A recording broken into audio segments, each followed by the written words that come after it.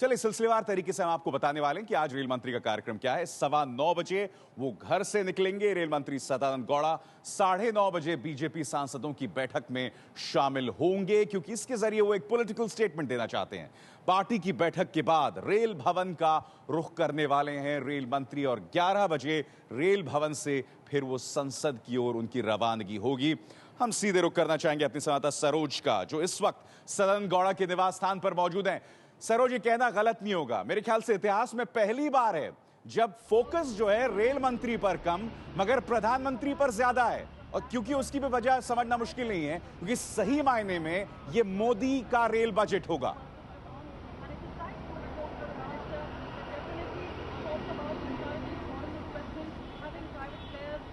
इसमें कोई दो राय नहीं है अबसार, जो आप कह रहे हैं। और बताया ये भी जा रहा है कि इस रेल बजट में जो कुछ भी ऐलान है वो ऐलान वही होंगे जो नरेंद्र मोदी अपने चुनावी भाषणों के दौरान कर चुके हैं। मसलन आपने बताया भी कि बुलेट ट्रेन की इसमें घोषणा की बहुत संभावना है। इससे पहले मैं आपको और एक बात याद दिला दूं, कटरा में जब जम्मू कटरा लाइन का उद्घाटन किया था तब नरेंद्र मोदी ने एक बात और कही थी कि सौर ऊर्जा पर हमें अपनी निर्भरता बढ़ाने की जरूरत है, और वो उसका भी ऐलान इसमें संभव है, क्योंकि डीजल पर सबसे ज्यादा ईंधन पर ही खर्च करती है अगर सैलरी के बाद की हम बात करें तो।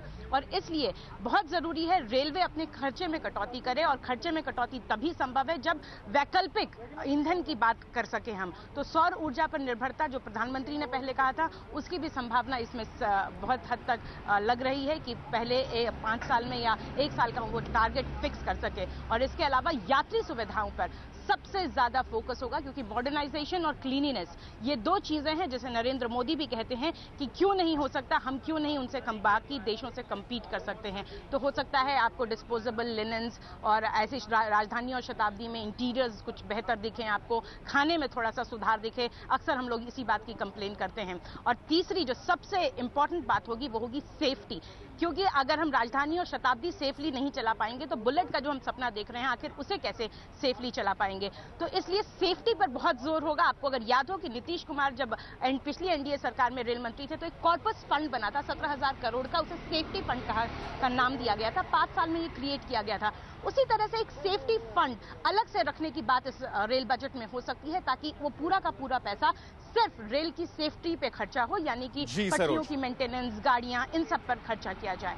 अबसार सरोज, यही नहीं, सदानंद गौड़ा अपनी तरफ से संदेश दे चुके हैं, परफॉर्म और पेरिश।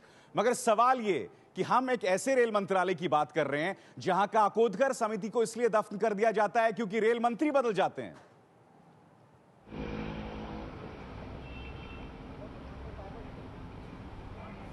जी बिल्कुल, बहुत इंटरेस्टिंग आपने पॉइंट उठाया। लेकिन उसी काकोदकर कमेटी पे जैसे ही 1.25 महीने का ही वक्त पूरा हुआ है, सदानंद गौड़ा जैसे ही रेल मंत्री बने थे उन्होंने पहली जो मीटिंग ली थी वो काकोदकर कमेटी की सिफारिशों पर ली थी। तो निश्चित तौर पर काकोदकर कमेटी की बहुत सिफारिशों में से सबसे अहम सिफारिश यही थी कि एक सेफ्टी के लिए नॉन लैप्सेबल कॉर्पस फंड बनाया जाए, जिसमें 20,000 करोड़ आप सालाना डिपॉजिट करें, जो 5 साल में 1 लाख करोड़ के आसपास आपके पास पहुंच जाएगा। तो उन सिफारिशों पर ये सबसे ज्यादा अमल करेंगे। उन्होंने बात की थी मैंड क्रॉसिंग को बिल्कुल खत्म कर दिया जाए, वहां पे ऐसा कोई भी क्रॉसिंग ना हो, उस पर भी बात यहां पे होगी। और जो स्पीड्स बढ़ाने की बात है उस पर भी यहां पे बात होगी। सेफ्टी अथॉरिटी की भी चर्चा की जा सकती है। ये सब काकोदकर कमेटी की सिफारिशें थी, और जो अब आपने कहा दफन कर दिया गया था उसे वापस निकाल के ये सरकार लाई है, और उसमें से बहुत सारे सिफारिशों को मानने की उम्मीद इस रेल बजट में जताई जा रही है। बहुत बहुत शुक्रिया आपका सरोज का हम रुख लगातार करते रहेंगे। दरअसल सदानंद गौड़ा ने जब रेल अधिकारियों से बातचीत की थी तो अपने जूनियर्स को एक संदेश दिया था कि अगर आपके पास कुछ अहम संदेश है तो आप मुझसे मिलिए, अपने सीनियर्स को भी बाईपास करके। तो क्या यह सोच वाकई अपने आप में बदलेगी रेलवेज को?